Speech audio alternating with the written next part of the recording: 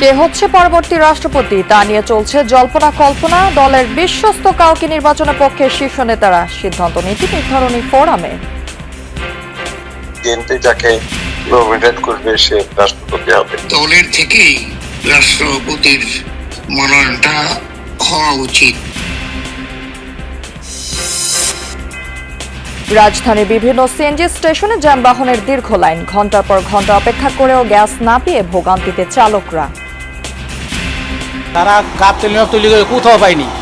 সকালে সেই আজান দেওয়ার আগে এখানে 600 টাকা ঢুকতো, এখন মাত্র ঢোকে মাত্র 200 টাকা। 5 ঘন্টা 6 ঘন্টা সিরিয়ালতে তারপরে গ্যাস নেওয়া লাগে। রাজধানীর কাফরুলে দুর্বৃত্তদের গুলিতে যুবদল কর্মী নিহত, আহত আরো 2 জন, অস্ত্রসহ একজনকে আটক করেছে এলাকাবাসী। এই সরকারের থাকা অবস্থায় কেন এইসব লোকজন এখনো কেন প্রকাশ্যে এরকম গুলি বৃদ্ধি করে? ইউসুফবার থেকে একটু অস্কে রাস্তায় নামে অস্ত্র বের করে গুলি করছে।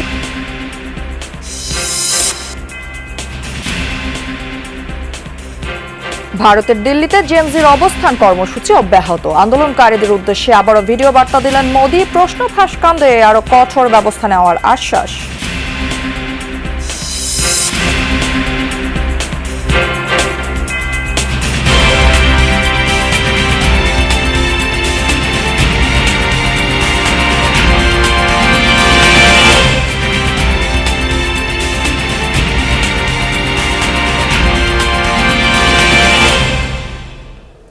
দর্শক, আমন্ত্রণ যমুনা নিউজে। আপনাদের সাথে আমি আছি রাহেলা জ্যোতি। এতক্ষণ শিরোনাম দেখছিলেন, এবার থাকছে পুরো খবর। কে হবেন নতুন রাষ্ট্রপতি? চারদিকে নানা নাম শোনা গেলেও দলের মধ্য থেকে রাষ্ট্রপতি নির্বাচন করতে চায় বিএনপি। নীতি নির্ধারণী ফোরামে আলোচনার পরেই চূড়ান্ত হবে সিদ্ধান্ত। শীর্ষ নেতারা বলছেন, দল থেকে গ্রহণযোগ্য ব্যক্তিত্ব ও নৈতিকতা সম্পন্ন বিশ্বস্ত কাউকে রাষ্ট্রপতি নির্বাচন করা উচিত। সংবিধান অনুযায়ী রাষ্ট্রপতি পদত্যাগের পর 90 দিন সময় থাকবে। পরবর্তী রাষ্ট্রপতি নির্বাচিত না হওয়া পর্যন্ত ভারপ্রাপ্ত হিসেবে দায়িত্ব পালন করবেন স্পিকারই। বিস্তারিত সাইফুদ্দিন রবিনের রিপোর্টে। এখনো সংবিধান সংশোধন না হওয়ায় বিদ্যমান পুরনো পদ্ধতিতেই নির্বাচিত হতে যাচ্ছেন নতুন রাষ্ট্রপতি, অর্থাৎ 350 জন সংসদ সদস্য রাষ্ট্রপতি নির্বাচন করবেন। এমপিরা দলীয় প্রার্থীর বিরুদ্ধে ভোট দিলে বাতিল হবে সংসদ সদস্য পদ। সেই হিসেবে নিশ্চিত করে বলাই যায়, সংসদে সংখ্যাগরিষ্ঠ বিএনপি মনোনীত প্রার্থী হতে যাচ্ছেন পরবর্তী রাষ্ট্রপতি, যে রাষ্ট্রপতির মেয়াদ ও সময়কাল কৌশলগত নানা দিক থেকেই রাজনৈতিক অঙ্গনে বেশ গুরুত্বপূর্ণ। এটা করলে যা হয়, কনস্টিটিউশন অনুযায়ী যা হবার তাই হবে। রাষ্ট্রপতি নির্বাচন হয় সংসদের সদস্যদের। ন্যাচারালি বিএনপি যাকে নমিনেট করবে সে রাষ্ট্রপতি হবে। এই পরিবর্তনটা সংবিধানের ধারা অনুযায়ী হতে যাচ্ছে। রাষ্ট্রপতি নির্বাচন হবে জাতীয় সংসদের সদস্যদের ভোটের উপরে। সেখানে সঙ্গত কারণেই বিএনপি যেহেতু নিরঙ্কুশ সংখ্যাগরিষ্ঠ রাজনৈতিক দল হিসেবে জাতীয় সংসদে আছে, তাদের মনোনীত প্রার্থী তিনিই তো নির্বাচিত হয়ে আসবেন। মোহাম্মদ শাহাবুদ্দিনের পদত্যাগের পর স্পিকার হাফিজউদ্দিন আহমদ ভারপ্রাপ্ত রাষ্ট্রপতির দায়িত্ব পালন করবেন। সংবিধানে আছে 90 দিনের মধ্যেই নতুন রাষ্ট্রপতি নির্বাচনের বিধান। আমাদের সংবিধানে নিয়মই আছে, রাষ্ট্রপতি যদি রিজাইন করে তাহলে স্পিকার অ্যাক্টিং রাষ্ট্রপতি হয় until the election of next president. কিন্তু কে হতে যাচ্ছেন পরবর্তী রাষ্ট্রপতি? বিএনপির মধ্য থেকে দলের মহাসচিব মির্জা ফখরুল ইসলাম আলমগীরেরই রাষ্ট্রপতি হিসেবে দায়িত্ব গ্রহণের জোর আলোচনা। দলের জ্যেষ্ঠ নেতা ও স্থায়ী কমিটির সদস্য ডক্টর খন্দকার মোশাররফ হোসেনও আছেন আলোচনায়। স্থায়ী কমিটির সদস্য ডক্টর মঈন খান, নজরুল ইসলাম খান, গয়েশ্বরচন্দ্র রায়কে নিয়েও সম্ভাবনা বাদ দিচ্ছেন না অনেকে। এর বাইরে স্পিকার হাফিজউদ্দিন আহমদ এবং দলের ভাইস চেয়ারম্যান ও সাবেক স্বরাষ্ট্রমন্ত্রী আলতাফ হোসেন চৌধুরীকে নিয়ে আলোচনা হচ্ছে রাষ্ট্রপতি হিসেবে। তবে দলীয় এবং রাজনৈতিক নেতৃত্ব থেকেই রাষ্ট্রপতি নির্বাচনে জোর দিচ্ছেন বিএনপি নেতারা। দলের মধ্যে বিশ্বস্ত, দলের প্রতি আনুগত্য এবং পরীক্ষিত জিয়া এবং বেগম খালেদা জিয়ার অনুসারী এরকম যারা, তাদের মধ্যে থেকে রাষ্ট্রপতি নির্বাচিত হওয়া উচিত। কারণ রাজনৈতিক নেতৃত্বের মধ্যে থেকে হলে হয় কি, রাজনীতিবিদের পক্ষ কিংবা প্রতিপক্ষ উভয় দিকেই সম্মানবোধের একটা নৈতিকতা জন্মে নেয় ভেতরে। আর প্রফেশনাল যারা, তারা কিন্তু একটা নির্দিষ্ট গণ্ডির মধ্যে চলাফেরা করেন। একজন রাজনীতিবিদ কিন্তু হুট করে রাস্তার পাশের চায়ের দোকানেও বসতে পারেন, আবার ইচ্ছা করলে বঙ্গভবনে গিয়ে একটা রাষ্ট্রীয় ভোজসভায় অংশগ্রহণ করতে পারেন। এই গুণাবলী সম্পন্ন মানুষ তো বিএনপিতে আছে। দল নিজেরা পরামর্শ করে ঠিক করবে যে দলের থেকে যদি মনোনয়ন দেয়, দলের থেকে মনোনয়ন দিবে।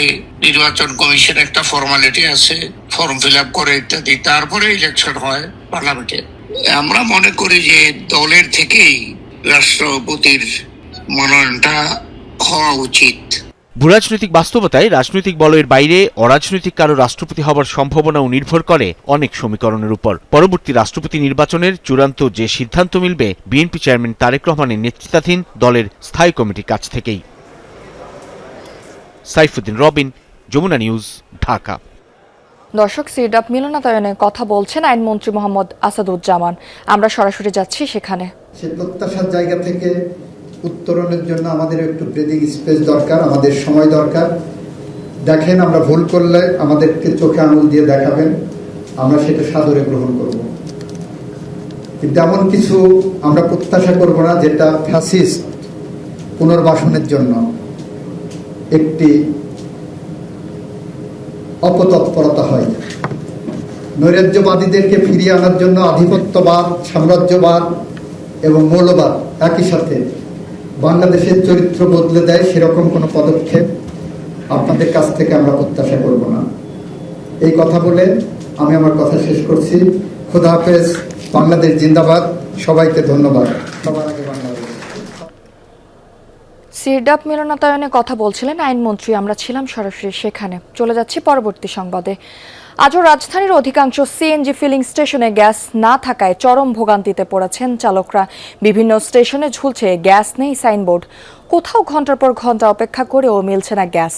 আবার যেসব পাম্পে সরবরাহ রয়েছে সেখানেও চাপ কম থাকায় দীর্ঘ লাইনে দাঁড়িয়ে থাকতে হচ্ছে চালকদের। তাদের অভিযোগ, গ্যাস সংকটে গাড়ি চালানো ও যাত্রী পরিবহন ব্যাহত হওয়ায় আয় কমে গেছে। অন্যদিকে ফিলিং স্টেশন কর্তৃপক্ষ বলছে কয়েকদিন ধরে স্বাভাবিক নেই গ্যাস সরবরাহ, ফলে গ্রাহকদের প্রয়োজনীয় সেবা দিতে হিমশিম খেতে হচ্ছে। কালকে রাত্রে এসে 9টায় 10টার দিকে, আর সকাল 7টা 7:30টায় নাই। গতকাল বিকাল 5টার দিকে বাসা থেকে বেরোইছি, আর 6টার সময় সিরিয়াল দিছি, রাত্র 4:10 গ্যাস পাইছি। এ বিষয়ে আরো জানাতে সহকর্মীদের কাছ থেকে ওনাদের মাধ্যমে জানবো। শুরুতে শাহবাগ এলাকা থেকে যুক্ত হচ্ছেন সহকর্মী রাব্বি সিদ্দিকী। রাব্বি, এখনকার সিএনজি স্টেশনে গ্যাসের চাপ কেমন দেখতে পাচ্ছেন, আর যানবাহনের চালকরা কি বলছেন, একটু সেখানকার বিস্তারিত জানাবেন। যদি একটু বলতে চাই যে আসলে পরিস্থিতি কিন্তু এখনও খারাপের দিকে, এখনও ভোগান্তি আছে এবং এখনও রাজধানীর অধিকাংশ সিএনজি স্টেশনগুলো গ্যাসের চাপ না থাকায় কার্যত অচল আছে। আমি আছি শাহবাগের এই যে স্টেশনটিতে। এই স্টেশনে আপনি দেখতেই পাচ্ছেন যে পুরো স্টেশনটি ফাঁকা, কোনো গাড়ির চাপ নেই, কারণ এইখানে সিএনজির চাপ নেই। এবং সিএনজির চাপ না থাকলে তো আসলে শুধু শুধু সিএনজি অটোরিকশা বা প্রাইভেট কার যারা সিএনজিতে গাড়ি চালান, পরিবহন চালান, তারা তো বসে থেকে সময় নষ্ট। বরঞ্চ আমরা দেখেছি রাজধানীর বেশ কয়েকটি ফিলিং স্টেশনগুলোতে যেগুলোতে চাপ আছে সেখানে গাড়ির সংখ্যা বেশি, একেবারেই চাপ নেই। মানে চাপটা থাকে কখন? রাতে 11:30 আসে, সকাল 7টায় চলে যায়, রাত 11টার পরে 7টা বাড়ে, দিনের বেলা একদমই থাকে না। তখন কত টাকার গ্যাস দিতে পারেন, সর্বোচ্চ কত টাকা ভরতে পারে? 60 সিলিন্ডারের ভিতরে 500 টাকার গ্যাস ঢুকে, আর 90-তে 700-800 টাকার গ্যাস ঢুকে। তাহলে তো ভালোই চাপ থাকে রাতে। আচ্ছা, শুনছিলেন যে এই যে ব্যবস্থাপক তিনি কিন্তু বললেন যে তাদের এই ফিলিং স্টেশনটিতে দিনের বেলায় একেবারেই চাপ থাকে না, রাতের বেলায় মোটামুটি 500-600 টাকার গ্যাস কিন্তু সিএনজি কিন্তু চালকরা নিতে পারছেন, এবং সে কারণে দিনের বেলায় তারাও কিন্তু এইভাবে অলস সময় কাটান। জ্যোতি। রাব্বি, আপনাকে ধন্যবাদ। রাজধানীর কাফরুলে দুর্বৃত্তদের এলোপাতাড়ি গুলিতে ইউসুফ আলী নামের এক যুবদল কর্মী নিহত হয়েছেন। এ সময় অস্ত্রসহ একজনকে হাতে নাতে ধরেছে স্থানীয়রা। গোলাগুলির সময় এক দোকানি সহ 2 জন আহত হয়েছেন। তাদের একজনের অবস্থা আশঙ্কাজনক। প্রতিদিনের মতোই মিরপুর 13 নম্বর সেক্টরের ই ব্লকে আড্ডা দিচ্ছিলেন বেশ কয়েকজন যুবদল কর্মী। সে সময় আশেপাশে কয়েকজনকে সন্দেহজনকভাবে ঘোরাঘুরি করতে দেখেন তারা। তাদের কাছে ওই এলাকায় আসার উদ্দেশ্য জানতে চান যুবদল কর্মীরা। যুবকদের জিজ্ঞাসাবাদ করার সময় হঠাৎ অস্ত্র বের করে গুলি করা শুরু করেন একজন। যখন আমরা ওদের পিছনে নেই, ওরা একটু জোরে ফোর্সফুলি হাইটা সামনের দিকে অগ্রসর হয়, কথা দাঁড়াইয়া বলতে চাইতেছে, চলে যেতেছে যে ভাই কি হয়েছে এরকম চলে যেতেছে। ইউসুফ ভাই আবার একটারে হাত ধরছে, যে দাঁড়া ভালোভাবে কথা বল। ইউসুফ বাড়ি থেকে একটু হসকে রাস্তায় নামে অস্ত্র বের করে গুলি করছে। ওর সাথে হয়তো আরো 4-5 জন ছিল। ওরা যার গুলিতে ইউসুফ মারা গেছেন তাকেই আটক করেছেন স্থানীয়রা। একজন টাকরা হয়েছে। আমরা যখন আমার ছোট ভাই আমরা তো ওই ধরছে ও ধরার কারণে লাস্টে ওকে ওর কাছে ছাড়ার জন্য ও তো আমার ভাই তো মোটামুটি ভালো স্বাস্থ্যবান, ওর ধরার কারণে ওর কলাটা ধরছে, ধরার পরে ও করছে কি ঠেকায় বুকে এরকম ঠিক এই জায়গাটা গুলি। গুলিবিদ্ধ 3 জনকে ঢাকা মেডিকেল কলেজ হাসপাতালে নিয়ে গেলে যুবদল কর্মী ইউসুফ আলীকে মৃত ঘোষণা করেন চিকিৎসক। নিহতের বুকের ডান পাশে গুলি লেগেছিল। কষ্টটা এখানে যেখানে হাসিনা পতন হয়েছে, আমরা যে অনেক দিন ছিলাম রাস্তায়, টানা 3 দিন ছিলাম, তখন যদি গুলিটা খাইতো কষ্ট লাগতো না। কষ্টটা এখানেই লাগতেছে যে বর্তমান এখন এই সরকারের থাকা অবস্থায় কেন এইসব লোকজন যারা কারা কে ভাই মারছে আমি নাম বলতে পারতেছি না, এইসব লোক এখনো কেন প্রকাশ্যে এরকম গুলিবিদ্ধ করে। ঘটনায় মাথার ডান পাশে গুলিবিদ্ধ কাঁচামাল ব্যবসায়ী কালাম সর্দার এবং পায়ে গুলিবিদ্ধ আরেকজন মনির হোসেন হাসপাতালে চিকিৎসাধীন। যে নেতৃত্ব গড়ে উঠছে, যে নেতৃত্ব প্রতিবন্ধকতা সৃষ্টি করতে পারে এই সন্ত্রাসীদের, তাদেরকে টার্গেট করে টার্গেট কিলিং হচ্ছে। সুষ্ঠু বিচার হোক, আর জানি কারো মায়ের বুক যাতে খালি না হয়। আল আমিনা কহন, যমুনা নিউজ, ঢাকা। রাজশাহীতে জমি নিয়ে বিরোধের জেরে প্রতিপক্ষের ছুরিকাঘাতে এক নারীর মৃত্যু হয়েছে। এ ঘটনায় অভিযুক্তের বাড়িতে আগুন দিয়েছে বিক্ষুব্ধ জনতা। রাতে পবা উপজেলার হরিয়ান এলাকায় এই ঘটনা ঘটে। নিহতের নাম ফরিদা পারভিন। পুলিশ জানায় জমি নিয়ে ফরিদার পরিবারের সাথে দীর্ঘদিনের বিরোধ ছিল পরশের। এ নিয়ে রাতে দুপক্ষের মধ্যে মারামারি হয়। এক পর্যায়ে ফরিদার গলায় ছুরিকাঘাত করে পরশ। হাসপাতালে নিলে তাকে মৃত ঘোষণা করেন চিকিৎসক। রাজধানীর নব থিয়েটারে ন্যাশনাল সেমিকন্ডাক্টর সিম্পোজিয়াম ও বিআর সামিটে বক্তব্য রাখছেন প্রধানমন্ত্রী তারেক রহমান। সরাসরি যাচ্ছি সেখানে। এমন অনেকেই আজকে এই জাতীয় গুরুত্বপূর্ণ অনুষ্ঠানে বা সামিটে অংশগ্রহণ করছেন, যারা আমাদের সাথে এই মুহূর্তে সামনে বসে আছেন। আমি আপনাদেরকে জানাই বিশেষভাবে অভিনন্দন। এই সামিটে দেশি বিদেশি প্রযুক্তি বিশারদগণের সহানুগ্র উপস্থিতি সেমিকন্ডাক্টর শিল্পের সঙ্গে জড়িতদের জন্য অবশ্যই অনুপ্রেরণাদায়ক বলে আমি মনে করি। আজকের এই সামিটের উদ্দেশ্য, লক্ষ্য, সমস্যা এবং সম্ভাবনা নিয়ে আমরা যারা এখানে এতক্ষণ বক্তব্য রেখেছেন আমরা আলোচনা করেছি। আমি চেষ্টা করব সেই যেগুলো আলোচনা এর ভিতরে হয়ে গিয়েছে সেগুলো আবার রিপিট না করার জন্য। তবে আমি বিশ্বাস করি আজকের এই সামিটে যারা উপস্থিত রয়েছেন নিশ্চয়ই আপনারা এমন একটা বাংলাদেশ দেখতে চান, আপনাদের সাথে একই সাথে বর্তমান সরকার এমন একটা বাংলাদেশ গড়তে চায় যে বাংলাদেশটি হবে স্বনির্ভর, সমৃদ্ধ এবং প্রযুক্তি নির্ভর। এই সম্মেলনের মাধ্যমে আমরা বর্তমান এবং ভবিষ্যৎ প্রজন্মের সামনে আমাদের সর্বোচ্চ যে চেষ্টা সেটা হচ্ছে একটা মেধা ভিত্তিক বাংলাদেশের সম্ভাবনার বার্তাটা পৌঁছে দেওয়া।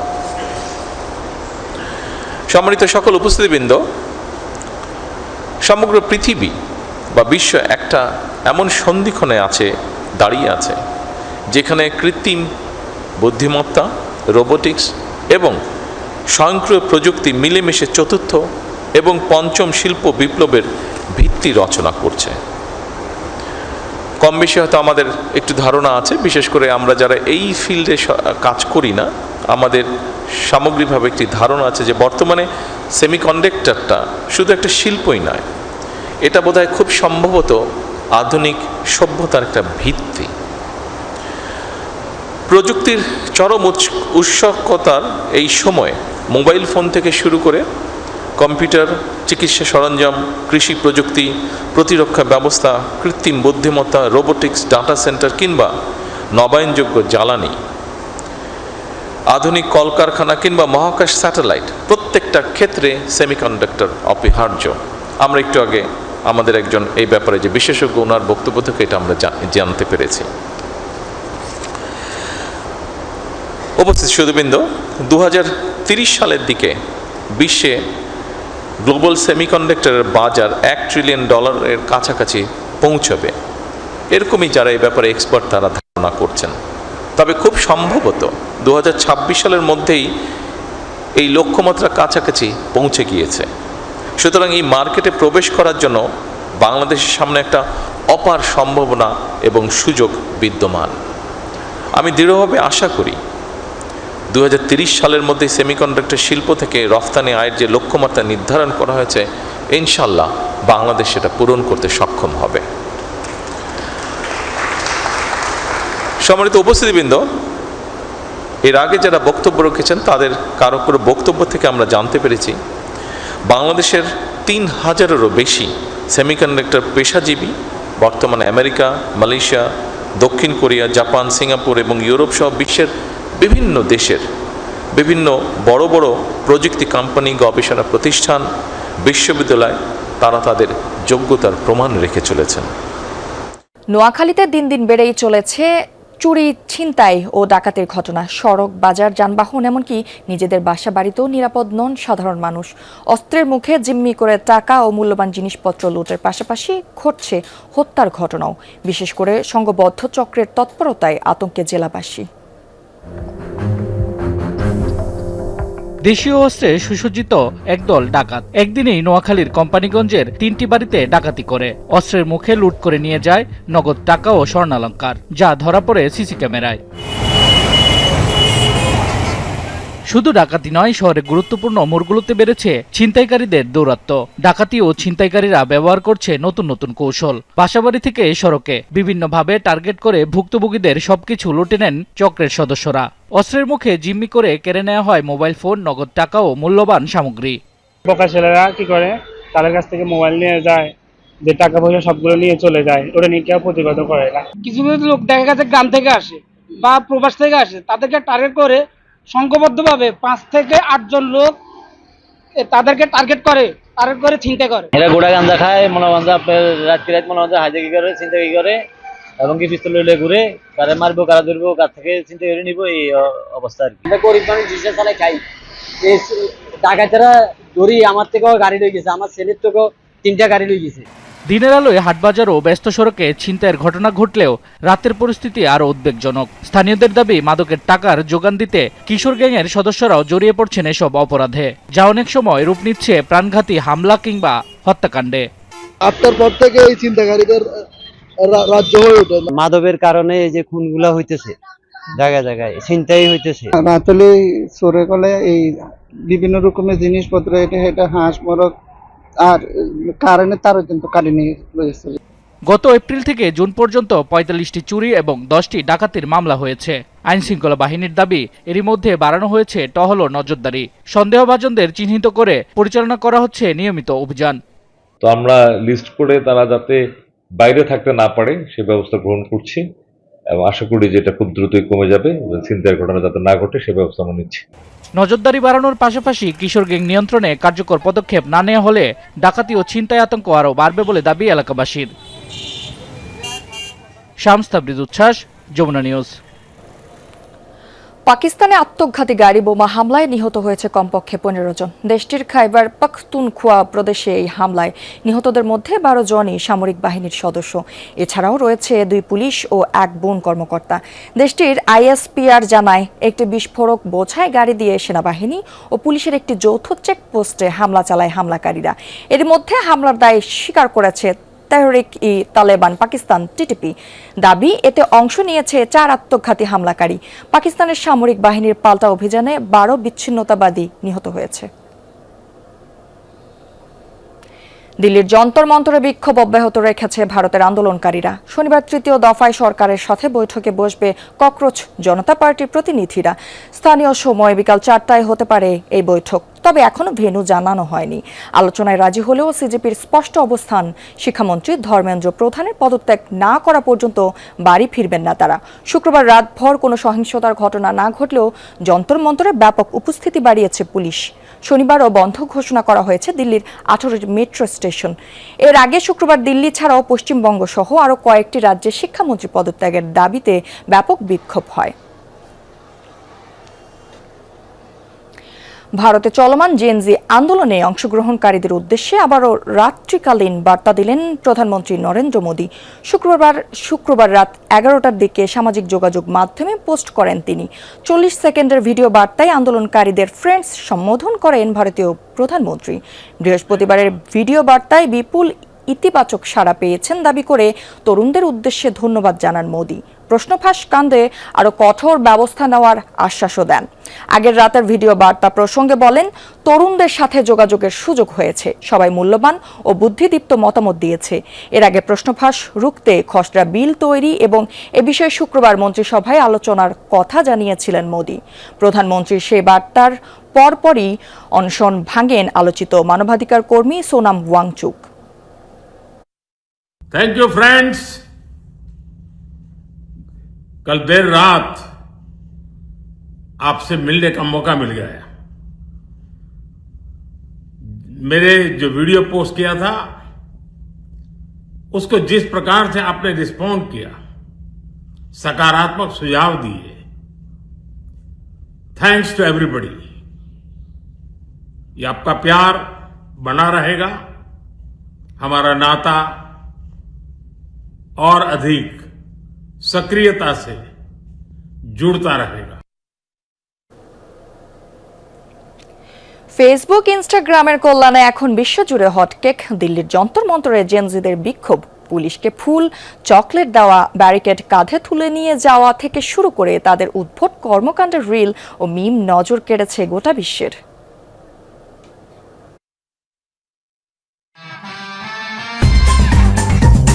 লাঠি হাতে তেড়ে আসছে পুলিশ। সামনে দৌড়াতে দৌড়াতেই উপরের দিকে ক্যামেরা তুলে পুলিশের ভিডিও করছে আন্দোলনকারী জেনজি। ব্যাকগ্রাউন্ডে বাজছে জনপ্রিয় মোবাইল গেম সাবওয়ে সার্ফারের থিম সং। সড়কে দাঁড়িয়ে স্লোগান দেওয়ার পাশাপাশি প্রতিবাদের হাতিয়ার হয়ে উঠেছে সোশ্যাল প্ল্যাটফর্মগুলো। কমেডিয়ান, র্যাপার, আর্টিস্ট থেকে শুরু করে সাধারণ শিক্ষার্থী আন্দোলনকে বাঁচিয়ে রাখতে তৈরি করছে মজাদার সব কন্টেন্ট। জেনজিদের নিত্য নতুন কৌশল কোণঠাসা করছে মোদি সরকারকে। বিহারে শিক্ষার্থীদের ছত্রভঙ্গ করতে পুলিশের ছোড়া পানিতে ভয় না পেয়ে উল্টো উদ্দাম নৃত্যে উদযাপন জেনজিদের। কাঁধে তুলে নিয়ে যাওয়া হচ্ছে পুলিশের ব্যারিকেড। যন্তর মন্তরে দাঁড়িয়ে পুলিশের লাঠি পেটার জন্য প্রস্তুত হতে তারা বানাচ্ছে গেট রেডি উইথ মি ফিটচেক জাতীয় ভিডিও। আন্দোলন দমনে অংশ নেওয়া পুলিশ সদস্যদেরও নাকানি চুবানি খাওয়াতে ছাড়ছে না তরুণ তরুণীরা। পুলিশকে ফুল চকলেট দিয়ে বানানো ভিডিওর ভিউ রাতারাতি ছাড়াচ্ছে লাখ থেকে কোটিতে। এছাড়াও শিক্ষার্থীদের পাকড়াও করে নিয়ে যাওয়ার সময় প্রিজন ভ্যানে জানালার পাশে সিট দেওয়ার জন্য সরকারকে ধন্যবাদ দেওয়া, আন্দোলনে তেলাপোকা, স্পাইডারম্যান, ব্যাটম্যানের মতো সুপারহিরো সেজে এসেও বিশ্বজুড়ে ভাইরাল হচ্ছে ভারতের জেনজিরা। আন্দোলনের পরিস্থিতি নিয়ে শুরু থেকেই তেমন একটা খবর কিংবা প্রতিক্রিয়া প্রকাশ করেনি ভারতের মূলধারার গণমাধ্যমগুলো। সামাজিক মাধ্যম ব্যবহার করে নিজের ব্যাপক প্রভাবশালী ভাবমূর্তি ধরে রাখা নরেন্দ্র মোদীকে এবার তারই ফাঁদে বন্দী করছে ভারতের প্রতিবাদী জেনজিরা। সোশ্যাল মিডিয়ার মাধ্যমে দেশব্যাপী মোদীর বিরুদ্ধে তাদের অবস্থান জানান দিচ্ছে আন্দোলনরত শিক্ষার্থীরা।